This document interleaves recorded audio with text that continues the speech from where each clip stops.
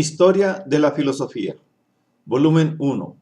Filosofía antigua, filosofía patrística, filosofía escolástica. 3. Primera parte. Filosofía antigua. Capítulo 1. Orígenes y carácter de la filosofía griega. 1. Pretendido origen oriental. Una tradición que se remonta a los filósofos judaicos de Alejandría, siglo I antes de Jesucristo, afirma que la filosofía griega procede de Oriente. Los principales filósofos griegos habrían tomado de doctrinas hebraicas, egipcias, babilónicas e indias no solo sus descubrimientos científicos, sino también sus concepciones filosóficas más personales. Esta opinión se fue difundiendo cada vez más durante los siglos siguientes. Culminó en la opinión del neopitagórico Numenio, que llegó a llamar a Platón Moisés en versión ática, y de él pasó a los escritores cristianos. Sin embargo, tal opinión no tiene fundamento alguno en testimonios más antiguos. Es cierto que se habla de viajes de varios filósofos a Oriente, especialmente a Egipto. A Egipto habría ido Pitágoras, Demócrito, a Oriente, a Egipto Platón.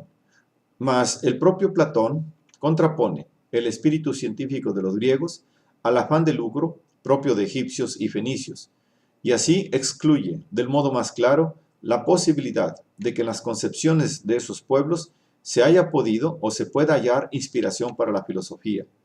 Por otra parte, las indicaciones cronológicas que se dispone acerca de las doctrinas filosóficas y religiosas orientales son tan vagas que ha de considerarse imposible establecer la prioridad cronológica de tales doctrinas sobre las griegas correspondientes.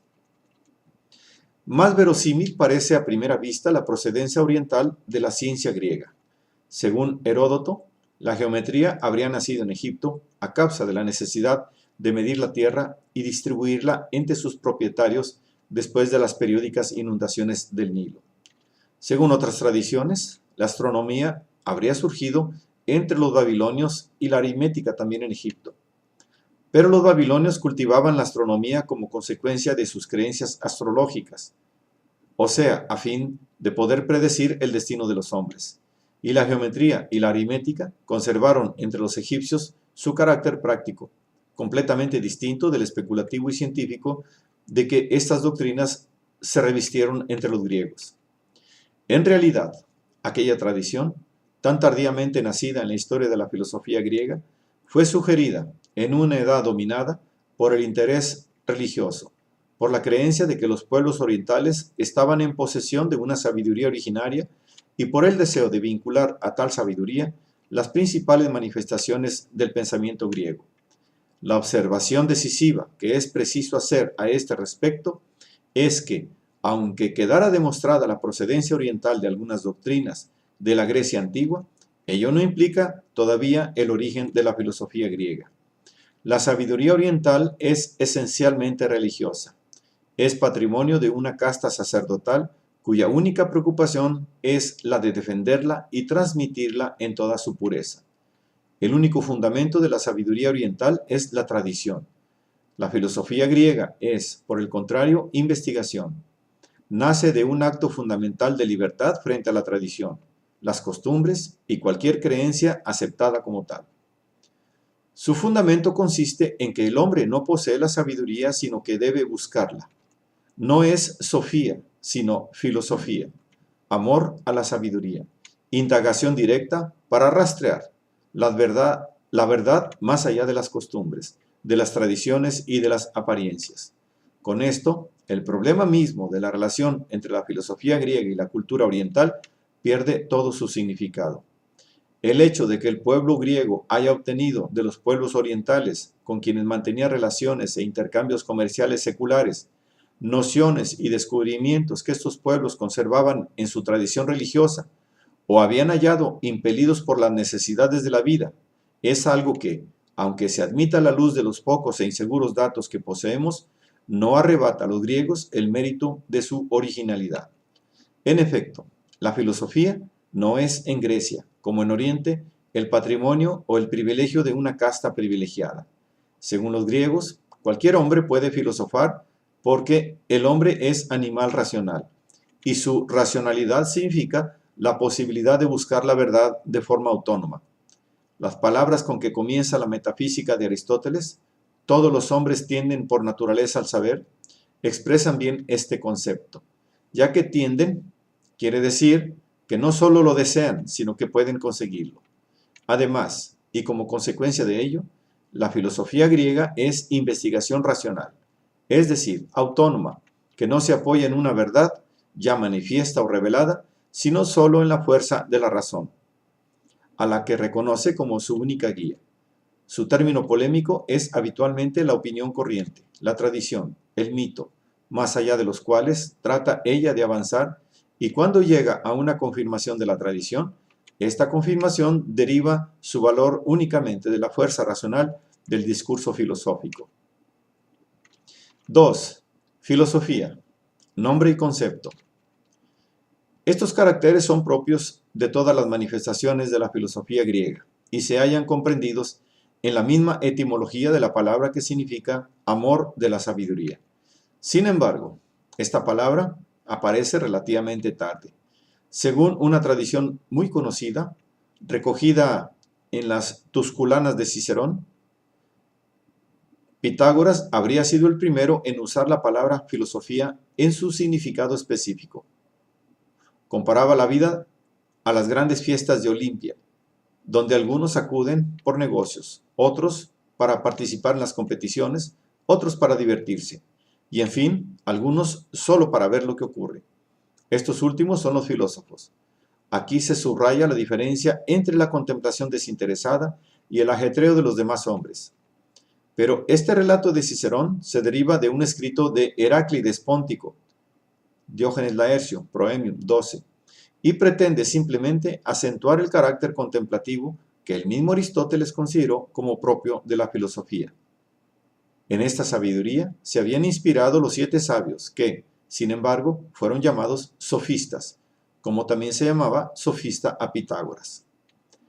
No en el sentido de la contemplación, sino en otro más de investigación desinteresada empleado por Heródoto, cuando hace decir al rey Creso, dirigiéndose a Solón, Heródoto 1:20, he oído hablar de los viajes que filosofando has emprendido para ver muchos países.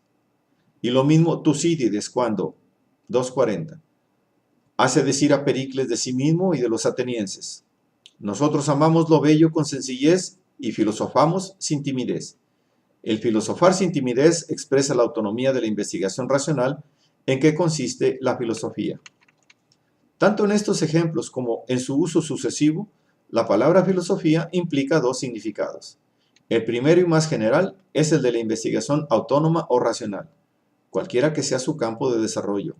En este sentido, todas las ciencias forman parte de la filosofía. El segundo significado, más específico, expresa una investigación particular que en cierto modo es fundamental para las demás, aunque no las contiene en sí.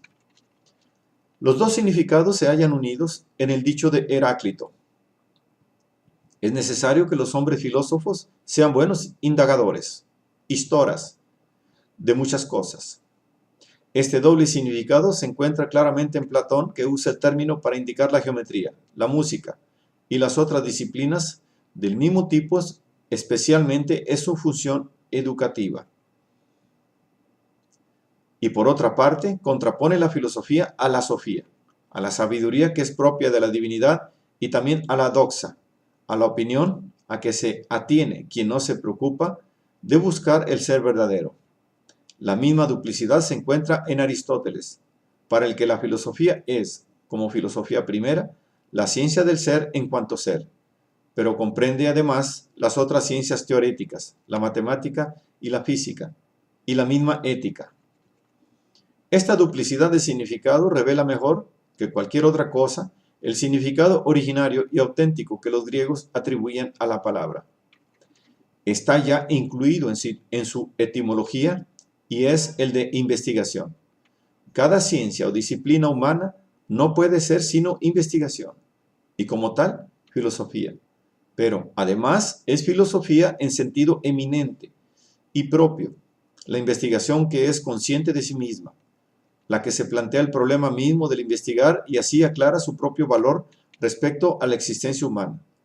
Si cualquier ciencia es investigación y como tal filosofía, en sentido propio y técnico, la filosofía es solamente el problema de la investigación y de su valor para el hombre.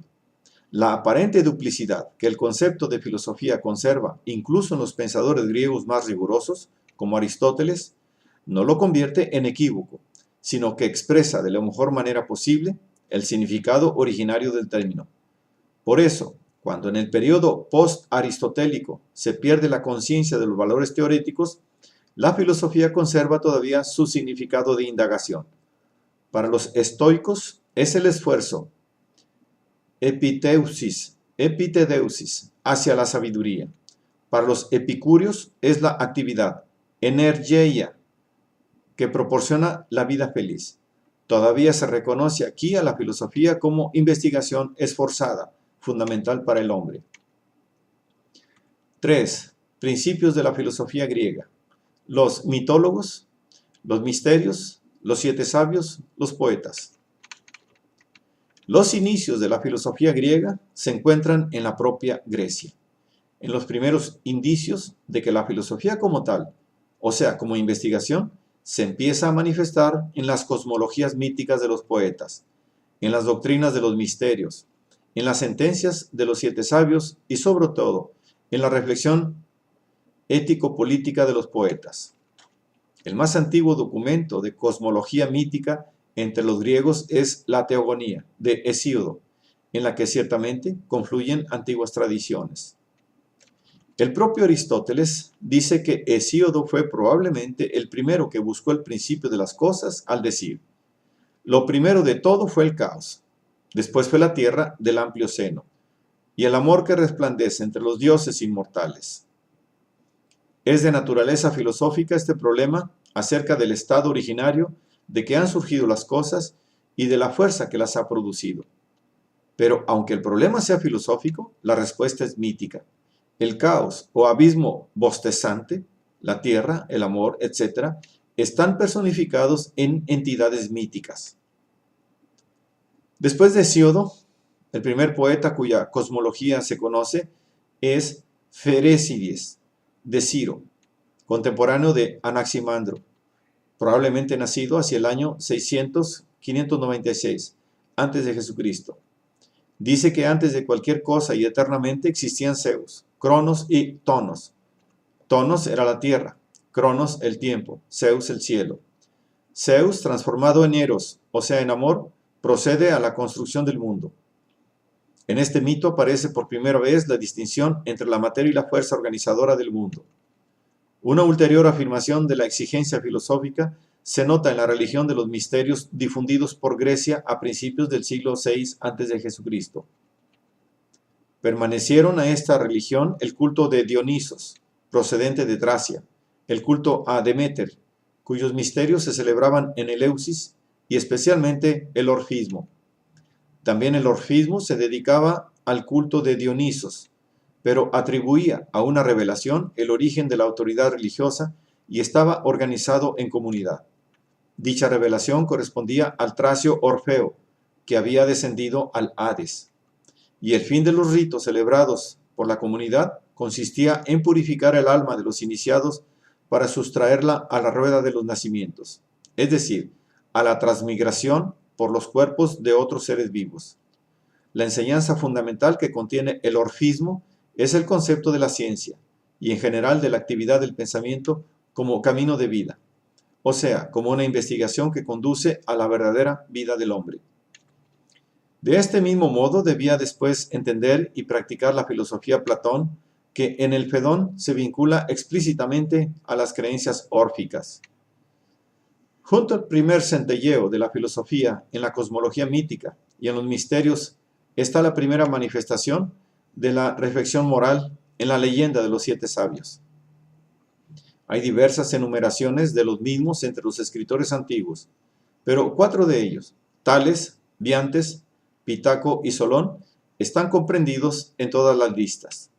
Platón, que los enumeró primero, añade Cleóbulo, Misón y Quilón a esos 4.